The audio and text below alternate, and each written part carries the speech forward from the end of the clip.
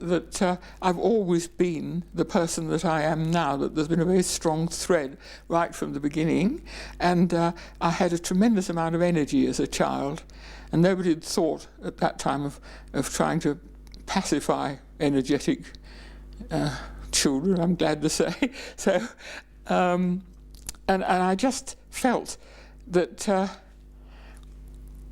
it was very much my life. I felt as though I had to fight my way out of my mother, and I was, there's a hilarious picture of, that's the old family tree. Yes, this is a hilarious picture of my mother and my father, and well, now I think probably from that picture you can see that they're very different people, my mother and father.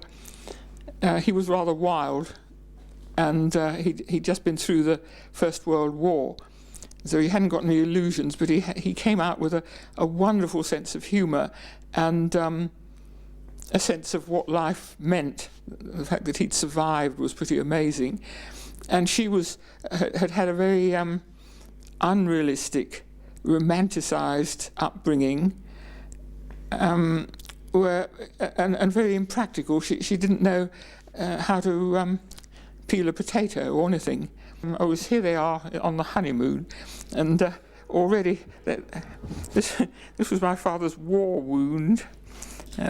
He lost a few ribs, and because he was always very interested in nudism, and I spent 4 years of my life in a nudist club, and my mother had to adapt to that, so there she is adapting to nudism. She took it up much later.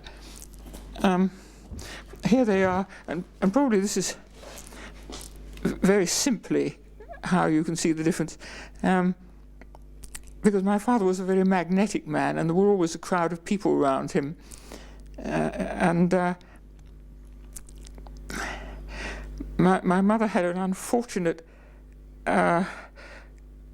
mixture of stubbornness and sentimentality. And so I never identified with her. I mean, in a sense, it made my life much easier not to identify with her. So there I am.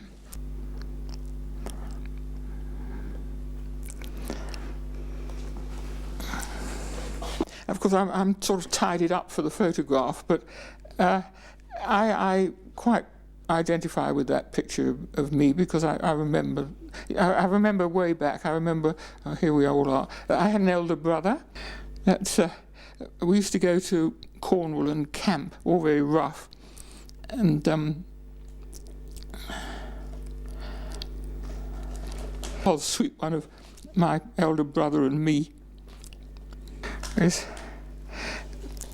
I identify then with my father and back to my grandmother, Octavia Gregory, and who was also a very interesting person. I said I was always the same person, and in a way I was. I mean, this is when I was 16. I think this is pretty similar. That's when I was at the Slade School in Oxford. It had been evacuated to Oxford. Every now and again there was an effort made to try and make me into a young lady, and that was one of them. And my mother kept worrying that I was never going to get married, and so she sort of fed me viral to make sure I had large breasts, which have been a perfect nuisance to me ever since. It was a sort of cod liver oil, only a slight different thing. For whatever reason, I did get big breasts, which made dressmaking so much more difficult. That's one of my early young men. Funny photograph albums, sudden glimpses of, I guess here. Now this is where I'm, so I did get married, and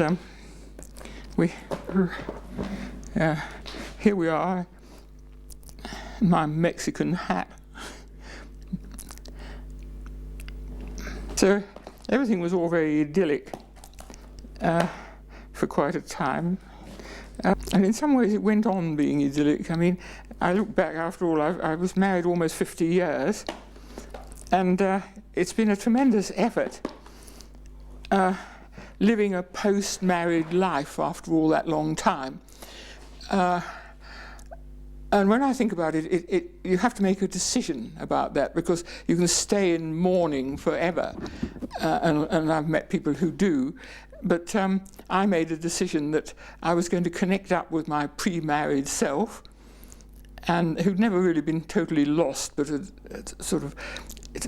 is harder to be an individual when you're married, and stay, and like, because the marriage has to function on all levels, really, so that, and I found that after it, that I had a vision of and in fact it's that picture there, of, there was a little, a doll person hanging on a wall, and I picked that doll up and put her on my chest and said, "Oh good, she is still alive." And I felt that that was the part of me that had been not integrated into the marriage, and was now available for me to help me become a post-marriage going concern. So, and I've been writing ever since. I mean, I really have been working extremely hard.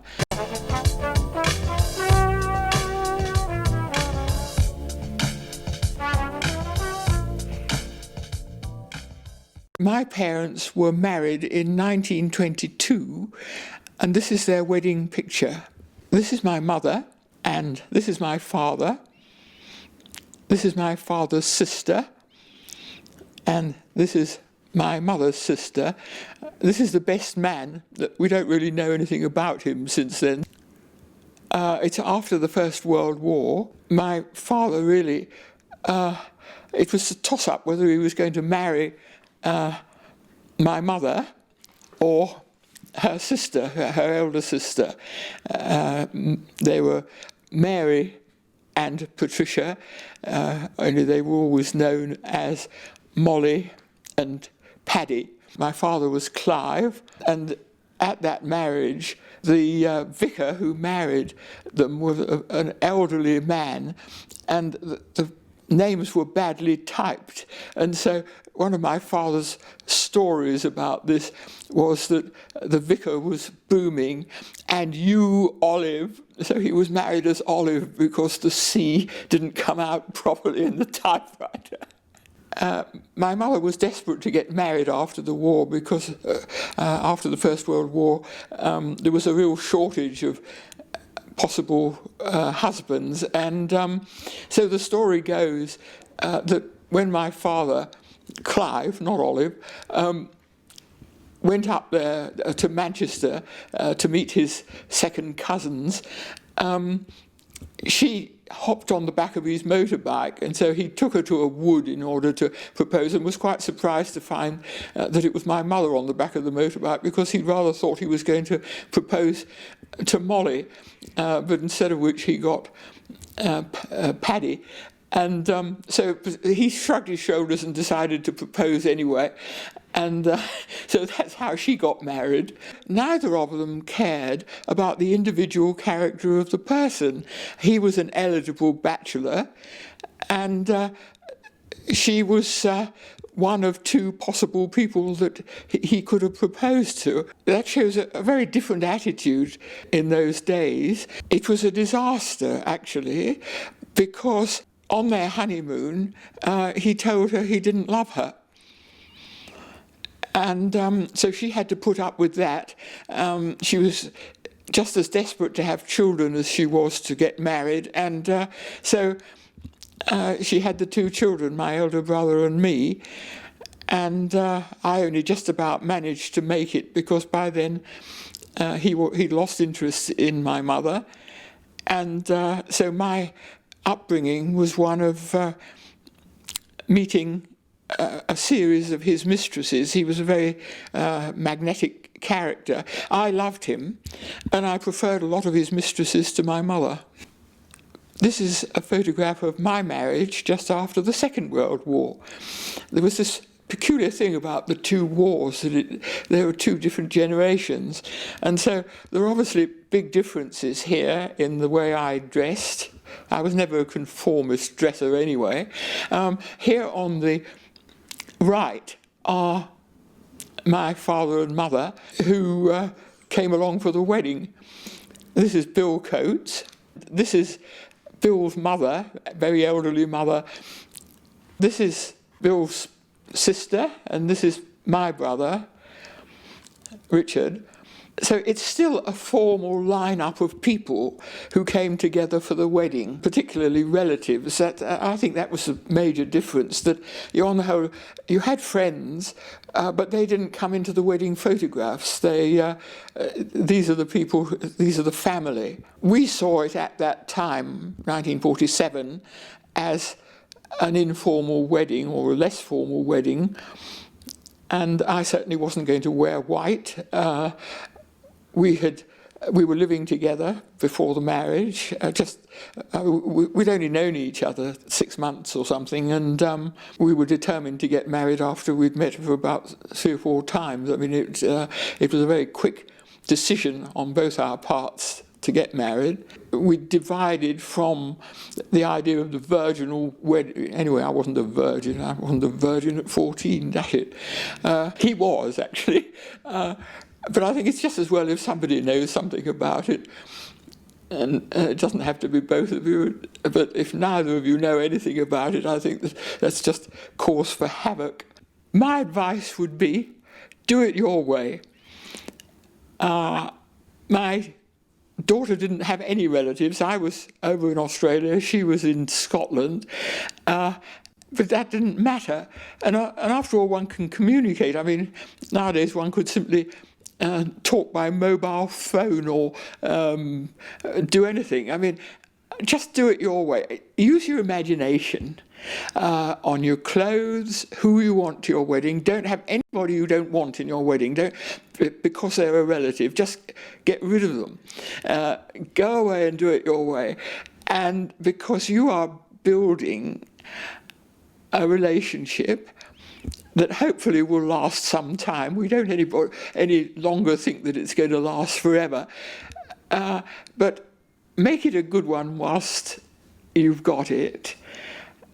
And if problems emerge, which they will, try to solve them rather than divorce. My feeling is that people are complicated, and that a partner can help to get you through the different stages of your life, and you can help the other person.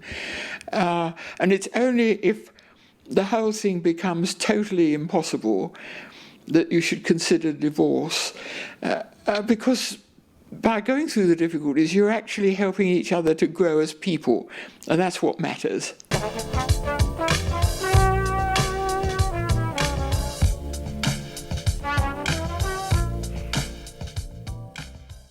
Welcome to my show.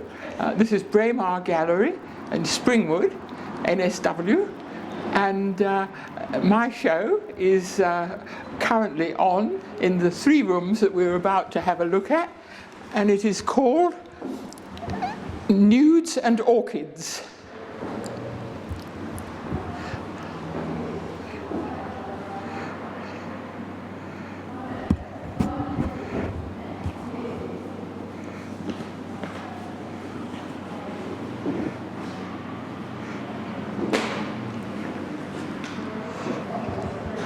And this is the second room.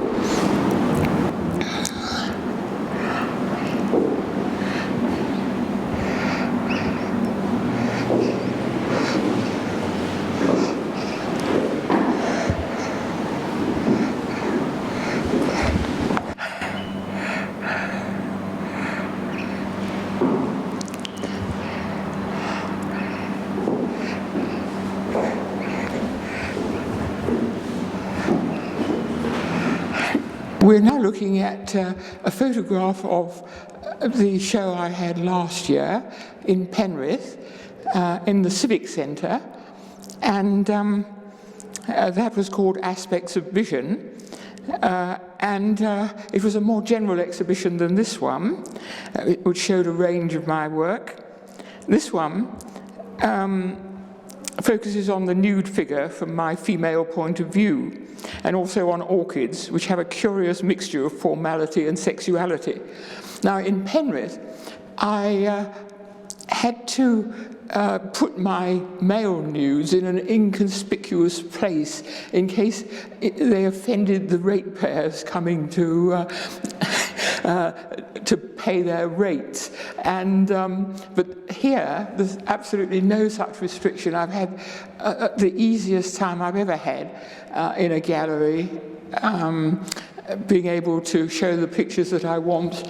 And I really take my hat off to Braemar for this, that there was no sense of you didn't ought to. And even orchids, you see, they're very naughty things, orchids, and for a long time people weren't allowed to paint them. Because the word orchid comes from orchis, which means testicle. And of course, this is a male name, turns out, that because they saw the bulb as like a testicle, and so they sort of didn't say anything about the flowers, which are outrageously female. They're a curious mixture of being very prim and blatantly displaying themselves, which I have found fascinating. I grow them myself, and these are orchids that I have reared in Blackheath. Some people are surprised that you can rear orchids in Blackheath, but you can. This is a single flower from an orchid, and I painted it with it's oil colour with wax, which is unusual, and it just gives that gentle glow, which I think is typical of orchids. And they'll be coming out in another month, and they will cause me havoc this year, as they have every other year, I've no doubt. This is Eve giving Adam's rib back to him. It's mixed media on paper, and I just thought it was about time that he got his rib back, because we really don't need it. This is Girl with Balloons. It is actually of my daughter, and she was, one of her boyfriends had let her down, and she was annoyed, and so I think the balloons tell the story here. She's now happily married, I'm glad to say, and with a delightful man. So, there she is. These are called Gone Bush, and they're sketches. A group of us went out and took models out into the bush, and the man, as you can see, climbed trees, and a great deal more art can be done like this, just having naked human beings in the wild outside. I hope to do some more sometime. They're both there in the bush.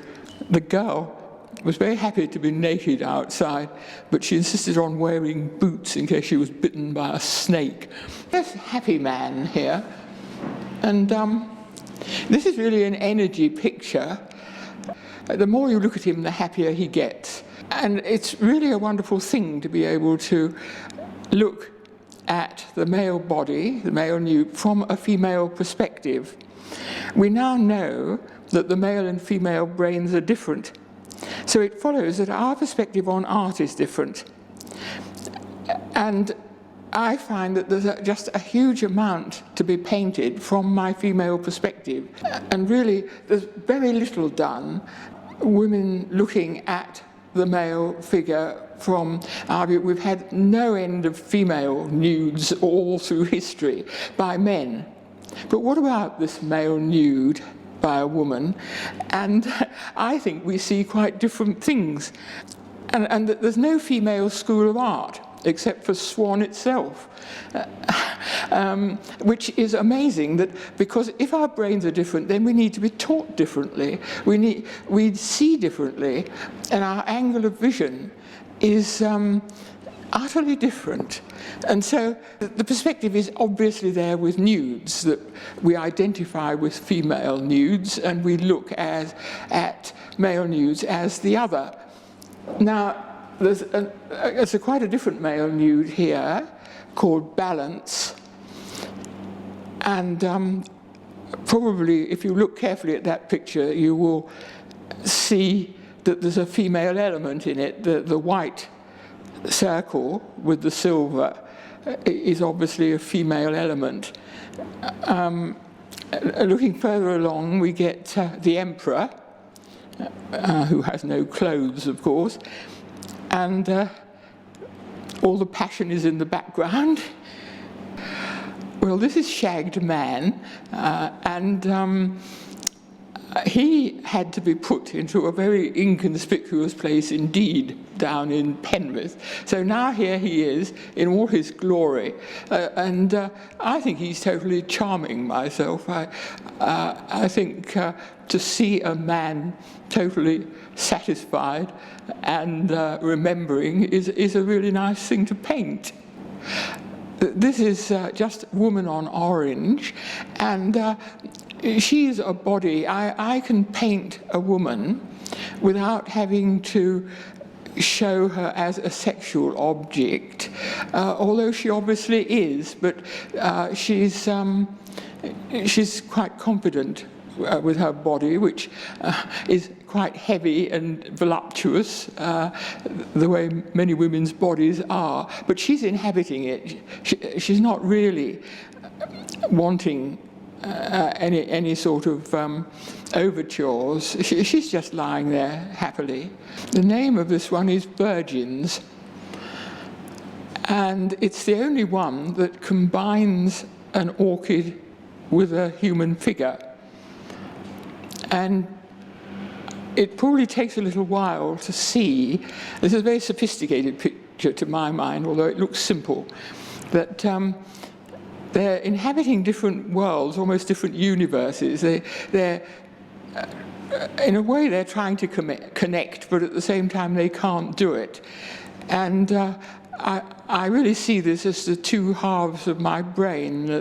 The orchid is the right half of my brain, and the orange male figure is the left half of my brain, who tries to dominate, but is actually almost in thrall to the orchid, to the right brain. And so the more you look at that, I think people are going to find very interesting things in it. Although at first all you see is just sort of bright colours and apparently simple shapes. This is almost an abstract female figure. Anyone who does painting will see that it has very important negative shapes. And I just like it. I think that it establishes itself. You don't want to alter it, at least I don't want to alter it. And it's one of the ways I want to go in painting, is to take a figure and take it beyond simply looking at it. And so I just think it has authority as a picture.